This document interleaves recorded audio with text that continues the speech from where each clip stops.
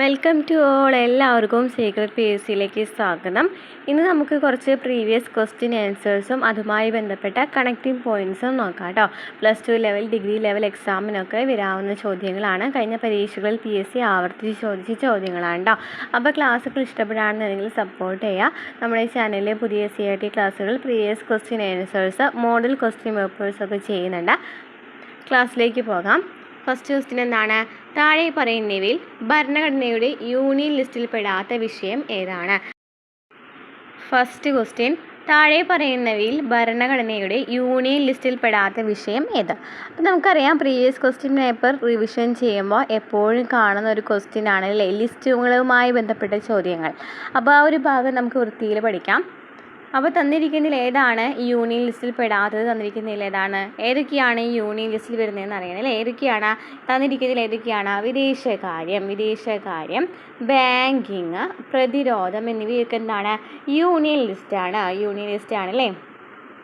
കൃഷി ഏതിലാണ് വരുന്നത്? കൃഷി വരുന്നത് സ്റ്റേറ്റ് ലിസ്റ്റിലാണ് കേട്ടോ. കൃഷി വരുന്നത് സ്റ്റേറ്റ് ലിസ്റ്റിലാണ്. യൂണിയൻ ലിസ്റ്റിൽ വരുന്നത് ഏതൊക്കെയാണ്?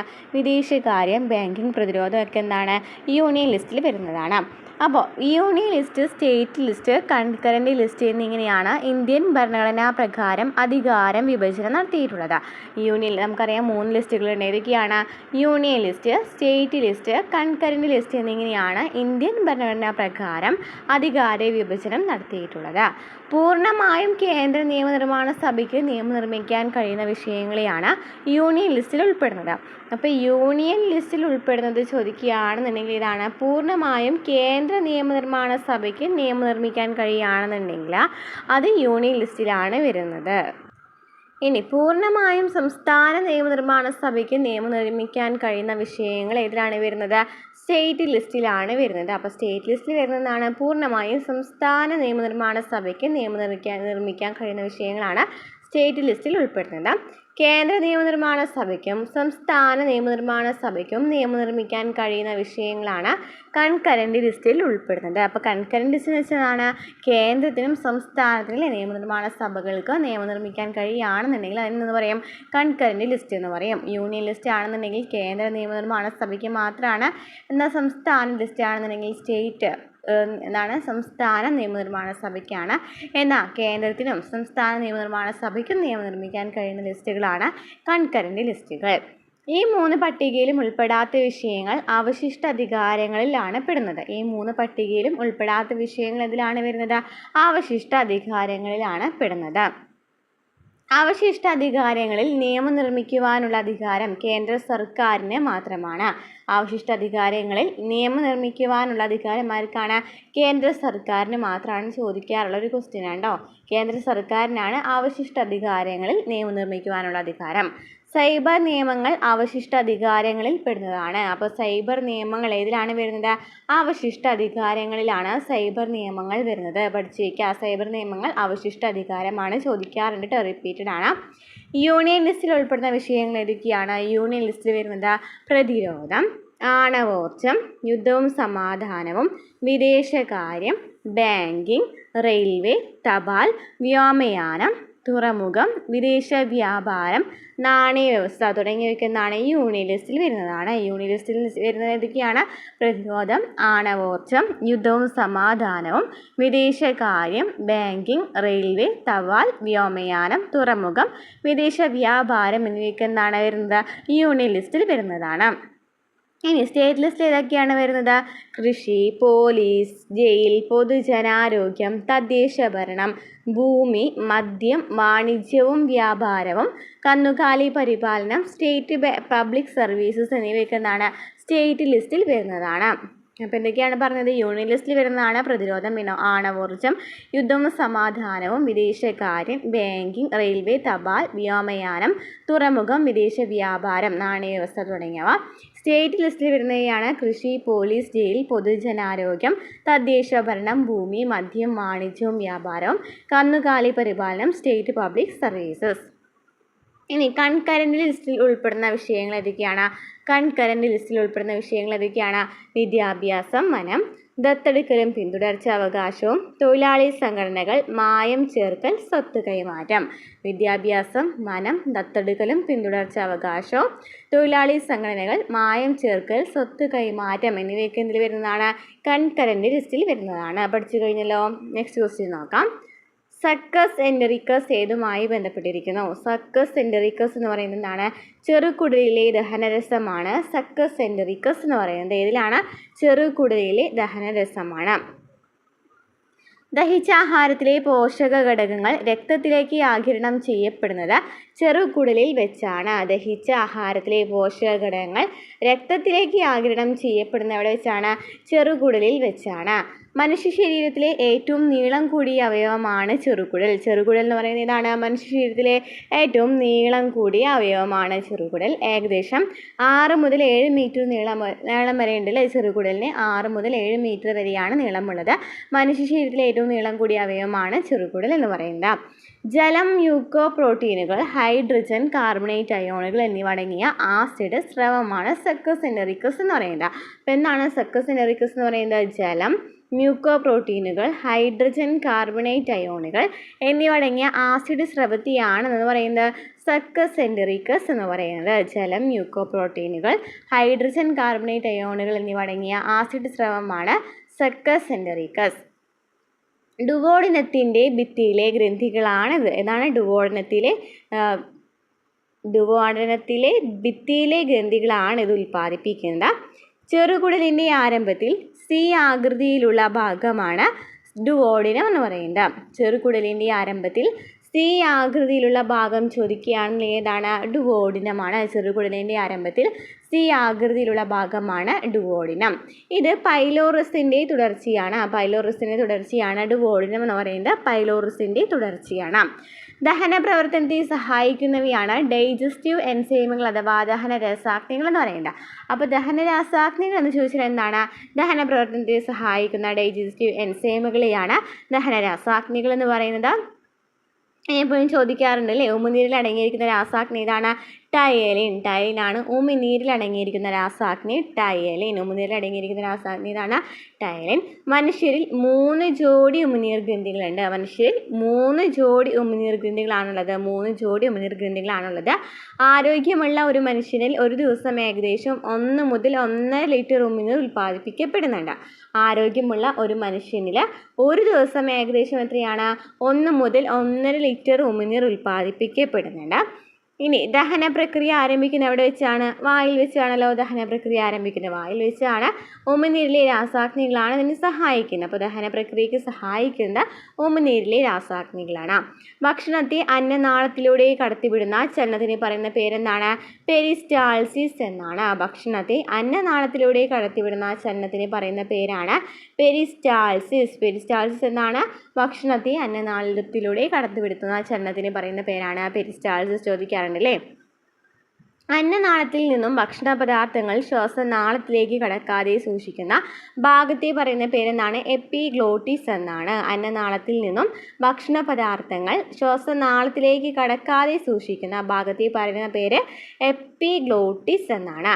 ആഗ്നേയരസത്തിലെ രാസാഗ്നികളാണ് അമിലേസ്, ലിപ്പേസ്, ട്രിപ്സിൻ എന്നിവ. ആഗ്നേയരസത്തിലെ രാസാഗ്നികൾ ഏതൊക്കെയാണ്? അമിലേസ്, ലിപ്പേസ്, ട്രിപ്സിൻ എന്നിവയാണ് ആഗ്നേയരസത്തിലെ രാസാഗ്നികൾ. Amylase, lipase, trypsin. ഭക്ഷണത്തിൽ അടങ്ങിയിരിക്കുന്ന ജലാംശം ആഗിരണം ചെയ്യുന്ന ദഹനേന്ദ്രിയ വ്യവസ്ഥയുടെ ഭാഗമായ അവയവമാണ് വൻകുടൽ എന്ന് പറയുന്നത്. അപ്പോൾ ഏതാണ് വൻകുടൽ എന്ന് വെച്ചാൽ? ഭക്ഷണത്തിൽ അടങ്ങിയിരിക്കുന്ന ജലാംശം ആഗിരണം ചെയ്യുന്ന, പഠിച്ചു വയ്ക്കുക, ജലാംശം ആഗിരണം ചെയ്യുന്ന ദഹനേന്ദ്രിയ വ്യവസ്ഥയുടെ ഭാഗമാണ് വൻകുടൽ എന്ന് പറയുന്നത്. അപ്പോൾ എന്താണ് പറയുന്നത്? ആഗ്നേയരസത്തിലെ രാസാഗ്നികളാണ് അമിലേസ്, ലിപ്പേസ്, ട്രിപ്സിൻ എന്നിവ.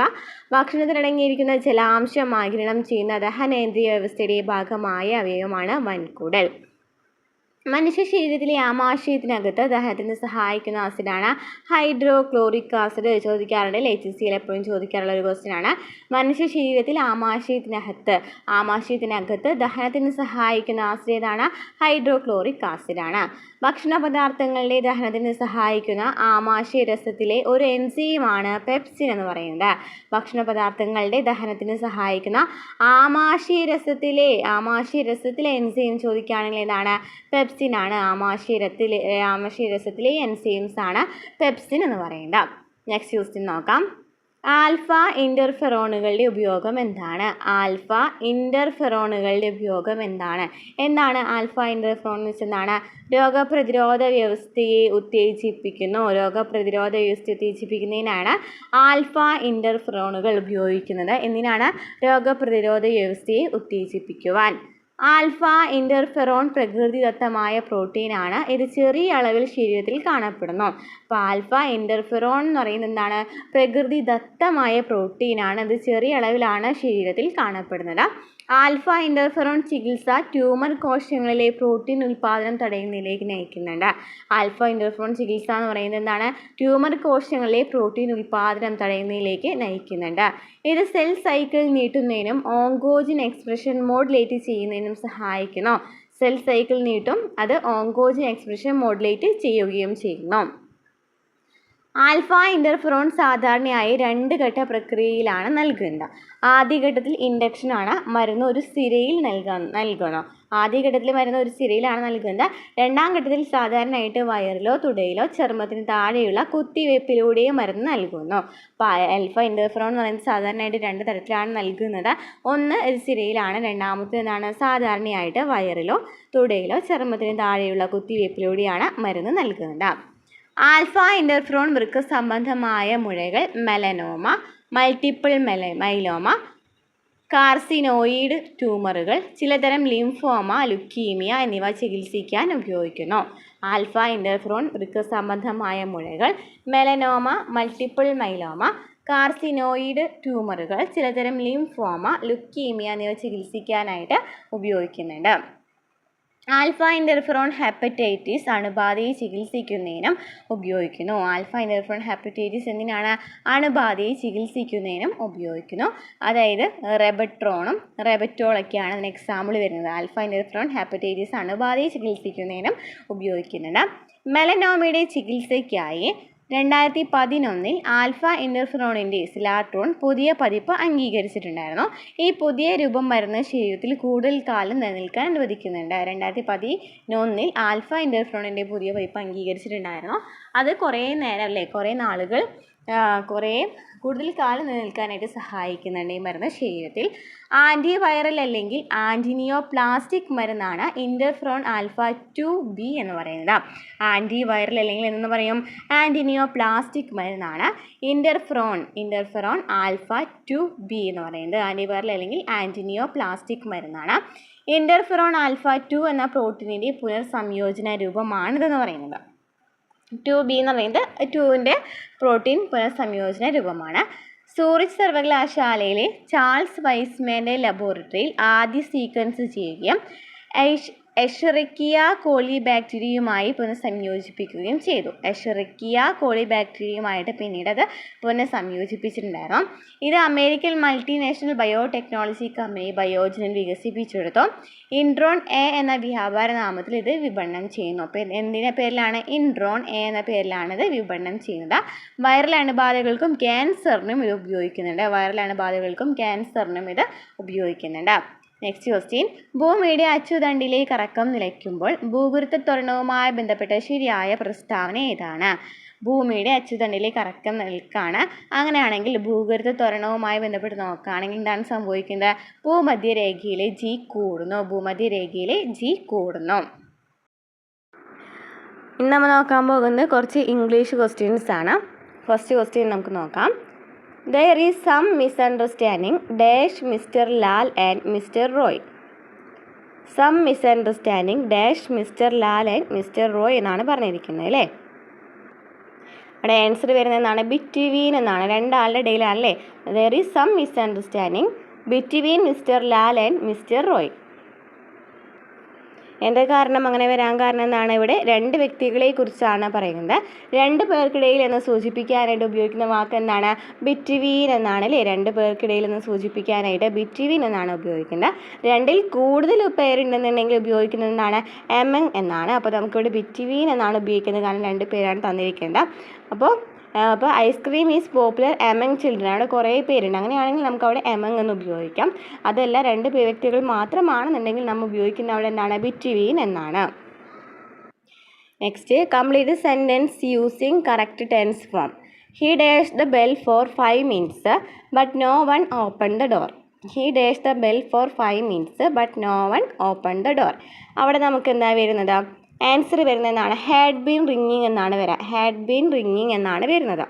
കാരണം എന്താണ്? നമുക്ക് തന്നിരിക്കുന്നതിൽ എന്തുണ്ട്? 5 minutes ഉണ്ടല്ലോ. 5 minutes, അതായത് നമുക്ക് ടൈം തന്നിട്ടുണ്ട്. ടൈം വരാണെന്നുണ്ടെങ്കിൽ അവിടെ നമ്മൾ ഉപയോഗിക്കേണ്ട ടെൻസ് ഏതാണ്? പെർഫെക്റ്റ് കണ്ടിന്യൂസ് ടെൻസ് ആണ് ഉപയോഗിക്കേണ്ടത്. എന്താണ്? പെർഫെക്റ്റ് കണ്ടിന്യൂസ് ടെൻസ് ആണ് ഉപയോഗിക്കുന്നത്. പെർഫെക്റ്റ് കണ്ടിന്യൂസ് ടെൻസ് കേട്ടോ. പെർഫെക്റ്റ് കണ്ടിന്യൂസ് ടെൻസ് ആണ് നമുക്ക് അവിടെ ഉപയോഗിക്കുന്നത്, സമയം തന്നിട്ടുള്ള കാരണം. തന്നിരിക്കുന്ന ഓപ്ഷൻ നോക്കിയേ. ഇതിൽ ആദ്യത്തെ ടെൻസും മൂന്നാമത്തെ ടെൻസ് എന്താണ്? പെർഫെക്റ്റ് ആണ് അല്ലേ? പെർഫെക്റ്റ് കണ്ടിന്യൂസ് ടെൻസ് തന്നെയാണ് ആദ്യത്തെ ഓപ്ഷൻ. എ ഓപ്ഷൻ ആണെങ്കിലും സി ഓപ്ഷൻ ആണെന്നുണ്ടെങ്കിൽ എന്താണ്? പെർഫെക്റ്റ് കണ്ടിന്യൂസ് ടെൻസ് ആണ്. നാലാമത്തെ ഓപ്ഷൻ എന്താണ്? നാലാമത്തത് സാധാരണ നമ്മൾ ഇംഗ്ലീഷിൽ ഉപയോഗിക്കാറില്ല. ഈസ് ബീൻ റിങ്ങിങ് എന്ന് പറയുന്നത് ഈസും ബീനും ഉപയോഗിക്കാറുണ്ടില്ല അല്ലേ? അപ്പോൾ നമുക്ക് ആ ഒരു ഓപ്ഷനേ ഇല്ല. നമുക്ക് ആ ഒരു ഓപ്ഷൻ വെട്ടിക്കളഞ്ഞു. ഇനി നമുക്ക് നോക്കിയേ, നാലാമത്തെ നമ്മൾ തീരെ ഉപയോഗിക്കുന്നില്ല എന്ന് പറഞ്ഞാൽ സാധാരണ ഇംഗ്ലീഷിൽ ഉപയോഗിക്കുന്ന രീതിയല്ല. നമുക്ക് തന്നിരിക്കുന്ന വാക്യത്തിലെ സബ്ജക്റ്റ് എന്താണ്? സബ്ജക്റ്റ് എന്ന് പറയുന്നത് എന്താണ്? സിംഗുലർ ആണ് നമുക്ക് തന്നിരിക്കുന്നത് അല്ലേ? സബ്ജക്റ്റ് എന്ന് പറയുന്നത് എന്താണ്? സിംഗുലർ ആണ് തന്നിരിക്കുന്നത്. അപ്പോൾ സബ്ജക്റ്റ് സിംഗുലർ ആയതിനാൽ നമുക്ക് രണ്ടാമത്തെ ഓപ്ഷൻ എന്ന് പറയുന്നത് ഹാവ് ബീൻ എന്നാണ് തന്നിരിക്കുന്നത്. അപ്പോൾ സബ്ജക്റ്റ് സിംഗുലർ ആണെന്നുണ്ടെങ്കിൽ നമുക്ക് ഹാവ് ബീൻ റിങ്ങിങ് എന്ന് പറയുന്നത് ഉപയോഗിക്കാനായിട്ട് പറ്റില്ല. സബ്ജക്റ്റ് എന്ന് പറയുന്നത് സിംഗുലർ ആണ്. അപ്പോൾ നമുക്ക് ഈ രണ്ടാമത്തെ ഓപ്ഷനും ഉപയോഗിക്കാനായിട്ട് പറ്റില്ല. ഓക്കെ, അപ്പോൾ നമുക്ക് 2ഉം 4ഉം ക്യാൻസലാക്കി കളഞ്ഞു അല്ലേ? ഓക്കെ, രണ്ടാമത്തെ വാക്യം നോക്കിയേ. But no one open the door എന്നാണ് തന്നിരിക്കുന്നത് അല്ലേ? ഓപ്പൺ ദ ഡോർ എന്നാണ് തന്നിരിക്കുന്നത്. ഈ ഓപ്പൺ എന്ന് വെച്ചാൽ എന്താണ്? ഒരു പാസ്റ്റ് ടെൻസ് ആണല്ലോ. ഈ ഓപ്പൺ എന്ന് പറയുന്നത് എന്താണ്? ഒരു പാസ്റ്റ് ടെൻസ് ആണ്. ഓപ്പൺ എന്ന് പറയുന്നത് ഒരു പാസ്റ്റ് ടെൻസ് ആണ് വന്നിരിക്കുന്നത്. അപ്പം നമുക്ക് ആൻസറിലും എന്ത് വരണം? ഒരു പാസ്റ്റ് ടെൻസ് വരണം അല്ലേ?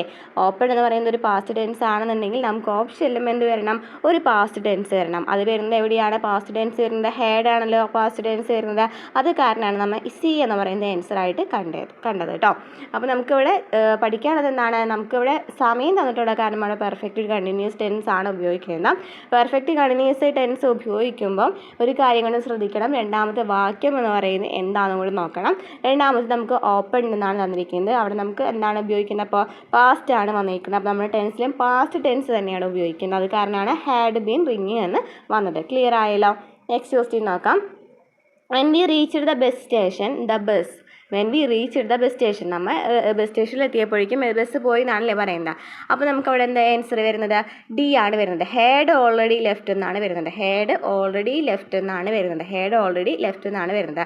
കാരണം എന്താണ്? നമുക്ക് തന്നിട്ടുള്ളത് പാസ്റ്റ് ടെൻസ് ആണ് അല്ലേ? When we reached the bus station എന്ന് പറയുമ്പോൾ എന്താണ്? നമുക്ക് തന്നിരിക്കുന്നത് എന്താണ്? പാസ്റ്റ് ടെൻസ് ആണ്. പാസ്റ്റ് ടെൻസ് ആണെന്നുണ്ടെങ്കിൽ ഓപ്ഷൻ നോക്കുകയാണെന്നുണ്ടെങ്കിൽ നമുക്ക് പാസ്റ്റ് ടെൻസ് ആ കൂടി ഹാഡ് മാത്രമേ ഉള്ളൂല്ലോ. അപ്പോൾ നമുക്കത് കാരണമാണ് ഹാഡ് എന്ന് പറയുന്ന ഓപ്ഷൻ എടുത്തത് കേട്ടോ. ഹാഡ് ഓൾറെഡി ലെഫ്റ്റ് എന്നാണ് വരുന്നത്. ഓക്കെ, ക്ലിയർ ആയല്ലോ? Next, Sri Lanka dash to the south of India. Sri Lanka dash to the south of India എന്നാണ് നമുക്ക് തന്നിരിക്കേണ്ടത്. അപ്പോൾ ശ്രീലങ്ക ഡേഷ് എന്താണ്? Lay to the south of India എന്നാണ് വരുന്നത്. അതായത് നമുക്ക് ശ്രീലങ്ക സ്ഥിതി ചെയ്യുന്നതെന്നാണ് നമുക്ക് അവിടെ വേണ്ടത് അല്ലേ? സൗത്ത് ഇന്ത്യയിലാണ് ശ്രീലങ്ക സ്ഥിതി ചെയ്യുന്നതെന്നാണ് വേണ്ടത്. അവിടെ നമ്മൾ ഉപയോഗിക്കുന്നത് എന്താണ്? സ്ഥിതി ചെയ്യുക എന്നർത്ഥം വരുന്നത് ഏതാണ്? സ്ഥിതി ചെയ്യുക എന്നർത്ഥം വരുന്നത് ലൈ ആണ്. LAE ആണ് വരുന്നത്. ഓക്കെ, LAE എന്നാണ് വരുന്നത്. നമുക്ക് സബ്ജക്റ്റ് സിംഗുലർ ആണ്. സബ്ജക്റ്റ് സിംഗുലർ ആയതിനാലാണ് നമ്മൾ എന്ത് ഉപയോഗിച്ചത്? LAE എന്ന് പറയുന്ന സിംഗുലർ വെർബ് ഉപയോഗിച്ചത്. ക്ലിയർ ആയല്ലോ? Next, unscramble the following sentence to make it meaningful. അപ്പോൾ കറക്റ്റ് ആൻസർ വരുന്നത് ഏതാണ്? His disappearance is one of the greatest unsolved mysteries of the 21st century. His disappearance is one of the greatest unsolved mysteries of the 21st century. Next, The synonym of the word abetter is the synonym of the word abetter എന്ന് പറയുന്നതിന് synonym എന്താണ് വരുന്നത് accomplice എന്ന് പറയുന്നതും അതുപോലെ തന്നെ accessory എന്ന് പറയുന്നതും ആ വേർഡ് ഒന്ന് നോക്കിക്കുക കേട്ടോ. എങ്ങനെയാണ് ACCOMPLACE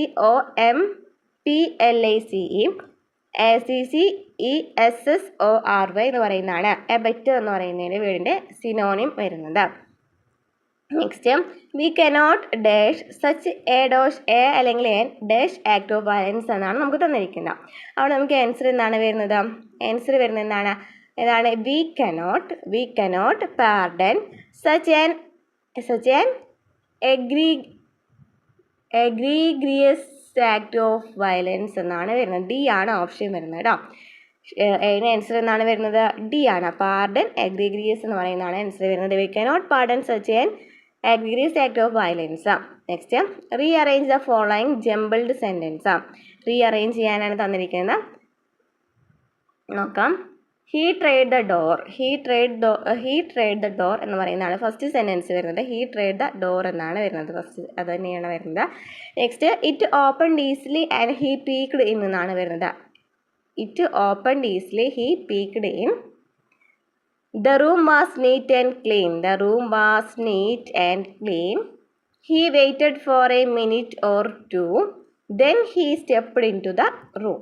അപ്പോൾ ഇവിടെ ആൻസർ വരുന്നത് ഇതാണ്. ബി ഓപ്ഷൻ ആണ് വരുന്നത്. 8ന്റെ ആൻസർ എന്താണ് വരുന്നത്? ബി ഓപ്ഷൻ ആണ് വരുന്നത്. ഓക്കെ, ക്ലിയർ ആയല്ലോ. Next question. The comparative degree of Varanasi is not the oldest of all the cities in UP. Varanasi is not older than dash cities in UP എന്നാണ് വരുന്നത്. The comparative degree of Varanasi is not the oldest of all the cities in UP. Varanasi is not older than dash cities in UP എന്നാണ് വരുന്നത്. അപ്പോൾ some other എന്നാണ് വരിക. Some other എന്നുള്ള ഓപ്ഷനാണ് വരിക. The comparative degree of Varanasi is not the oldest of all the cities in UP. Varanasi is not older than some other cities in UP എന്നാണ് വരാം. കാരണം എന്താണ്? നമുക്കിവിടെ നെഗറ്റീവ് സൂപ്പർലേറ്റീവ് ആണ് തന്നിരിക്കുന്നത്. അത് കമ്പാരിറ്റീവ് ഡിഗ്രിയിലേക്ക് മാറ്റുമ്പോൾ നമുക്കറിയാം ദേനിന് ശേഷം എന്താണ് വരിക? സം അതർ എന്ന് തന്നെയാണ് വരാം. നമുക്ക് തന്നിരിക്കുന്ന ഡിഗ്രി നെഗറ്റീവ് ആണോ നോക്കാം. നെഗറ്റീവ് സൂപ്പർലേറ്റീവ് ആണ്. നോട്ട് ദ ഓൾഡസ്റ്റ് എന്നാണ് തന്നിരിക്കുന്നത് അല്ലേ. അപ്പോൾ നെഗറ്റീവ് സൂപ്പർലേറ്റീവ് ആണെങ്കിൽ ദേന് ശേഷം സം അതർ എന്നാണ് ഉപയോഗിക്കേണ്ടത്. Next, how many mistakes does the following paragraph contain. തന്നിരിക്കുന്നതിൽ മിസ്റ്റേക്ക് ഉള്ള സെൻറ്റൻസ് കണ്ടുപിടിക്കാനാണ് പറഞ്ഞിരിക്കുന്നത്. എത്ര മിസ്റ്റേക്ക് ഉണ്ടെന്നുണ്ട്? 5 മിസ്റ്റേക്സ് ആണുള്ളത്. ഇവിടെ നമുക്ക് തെറ്റ് വരുന്നത് ഏതൊക്കെയാണെന്ന് വെച്ചാൽ വാസ് നമുക്ക് വായിച്ച് നോക്കിയാലോ. Over eating was one of the most wonderful practices between those who think they can afford it. In fact authorities says that nearly all who can got as much as they desire overeat on their disadvantage. അവിടെ നമുക്ക് was എന്ന് പറയുന്നത് തെറ്റാണ്. Between എന്ന് പറയുന്നത് തെറ്റാണ്. അതുപോലെ says എന്ന് പറയുന്നുണ്ടല്ലോ, സെയ്സ് ദാറ്റ് എന്ന് പറയുന്നുണ്ട്. സെയ്സ് എന്ന് പറയുന്നത് തെറ്റാണ്. ഗോട്ട് എന്ന് പറയുന്നതും അതുപോലെ തന്നെ ഓൺ എന്ന് പറയുന്നതാണ് തെറ്റ് വരുന്നത്. പകരം നമുക്ക് എന്താണ് വരേണ്ടത്? ഇവിടെ over eating is one of the most wonderful practices. Between എന്ന് പറയുന്നതിന് പകരം നമുക്ക് എമങ് എന്നാണ് വേണ്ടത്. നമുക്ക് കുറച്ച് അധികം വേർഡ്സ് ഉണ്ട് അല്ലേ. അത് കാരണം നമ്മൾ എന്ത് കൊടുക്കണം? എമങ് എന്നാണ് കൊടുക്കേണ്ടത്. നമ്മൾ നേരത്തെ പറഞ്ഞല്ലോ ബിറ്റ്വീൻ എന്നതിന് പകരം ഇവിടെ എന്താ കൊടുക്കേണ്ടത്? എമങ് എന്നായിരുന്നു കൊടുക്കേണ്ടത് കേട്ടോ. എമങ് എന്നാണ് കൊടുക്കേണ്ടത്. ഇനി സെയ്സ് എന്നാണ് നമുക്ക് പറഞ്ഞിരിക്കുന്നത് അല്ലേ. സെയ്സിന് പകരം എന്ത് ഉപയോഗിക്കണം? എസ് വേണം അല്ലേ. സേന്ന് മതി അല്ലേ. സേ ദാറ്റ് എന്ന് മതി. ഇനി ഗോട്ട് എന്ന് നമ്മൾ പറഞ്ഞു അല്ലേ. ഗോട്ടിന് നമ്മൾ എന്താ കൊടുക്കണം? ഗെറ്റ് എന്നാണ് കൊടുക്കേണ്ടത്. ഗെറ്റ് എന്നാണ് കൊടുക്കേണ്ടത്. അതുപോലെ ഓണിന് പകരം ടു എന്നാണ് കൊടുക്കേണ്ടത്. Next, many people have died dash corona. ഏതാണ് വരുന്നത് ആൻസർ? ഓഫ് കൊറോണ എന്നാണ് വരുന്നത്. ഡൈക്ക് ശേഷം സാധാരണ ഉപയോഗിക്കുന്ന പ്രിപ്പോസിഷൻസ് ഏതൊക്കെയാണ്? ഓഫ്, ഫ്രം, ഇൻ എന്നിവയൊക്കെയാണ് സാധാരണയായിട്ട് നമ്മൾ ഉപയോഗിക്കാറ്. ഓഫ്, ഫ്രം, ഇൻ എന്നാണ് നമ്മൾ ഉപയോഗിക്കാറ്. അവിടെ നമുക്ക് രോഗം എന്ന് പറയുന്നത് മരണത്തെ സൂചിപ്പിക്കാനാണെന്നുണ്ടെങ്കിൽ അവിടെ നമ്മൾ എന്ത് ഉപയോഗിക്കും? ഓഫ് എന്ന് ഉപയോഗിക്കണം. നമുക്ക് മരണമാണ്, ഡേ എന്നാണ് തന്നിരിക്കുന്നത്. അത് കാരണമാണ് നമ്മൾ ഓഫ് ഉപയോഗിച്ചത് അല്ലേ. ഓഫ് എന്ന് ഉപയോഗിച്ചത്.